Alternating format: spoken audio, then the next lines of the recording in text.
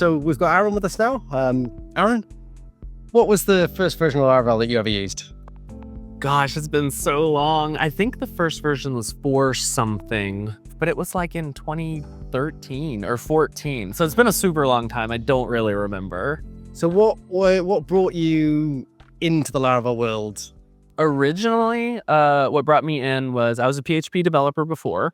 I was using a framework called Yi, which is really hard to say, Yi, and I stumbled across Laravel's documentation. And this is, of course, 12 years ago now.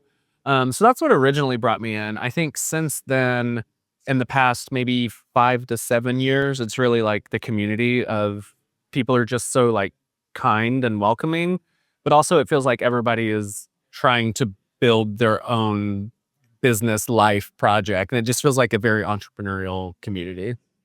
And I kind of lead in with that then. You've been working on something called Solo. I have. And everyone's using AI now. Why should we be using Solo then as a tool? Yeah, so Solo is most simply, it is a terminal with, vertical tabs. Okay, so that's the baseline.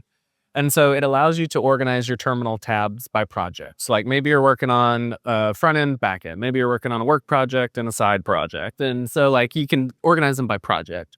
But then beyond that, when it gets into like agentic development, it has this built-in MCP server where the agents can spawn new agents and they can talk to each other and they can like communicate and they can write to-dos for each other and they can write scratchpad markdown documents for each other. And so it makes this like new agentic workflows where you have a lead agent and some implementers and then some reviewers. It makes that really fluid without giving up like the CLI experience you like. So if you like Codex, use it. If you like AMP, use it. If you like Claude, use it. You don't have to go into pure GUI interface. You get to stay on the CLI with superpowers. And if people want to find it, where should they go? They should go on the internet to soloterm.com, short for terminal, soloterm.com.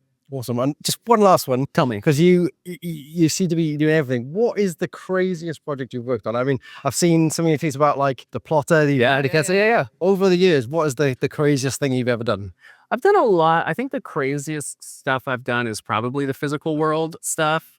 You mentioned the plotters. I bought some off-the-shelf handwriting robots and turned them into 4x8 handwriting robots and then stacked them up. I turned a shed in my backyard into an office. That was a huge amount of work, but I'll never do again, but it was awesome. And then, so we have 4 kids at home, 2 sets of twins. And so I can't work from home. And so I rented a 1-bedroom apartment down the road and turned that into a YouTube studio. And I built a fake 2x4 wall and erected it in front of one of the windows and then built my whole backdrop on this fake 2x4 wall. And I guarantee I'm going to get evicted at some point. So maybe that one is that one's at least my stupidest. Yeah. I don't know if it's my craziest, but it's my stupidest. Oh, awesome. Yeah. Well, I mean, thanks very much for your time here and enjoy the rest of the conference. Thanks. Thank you.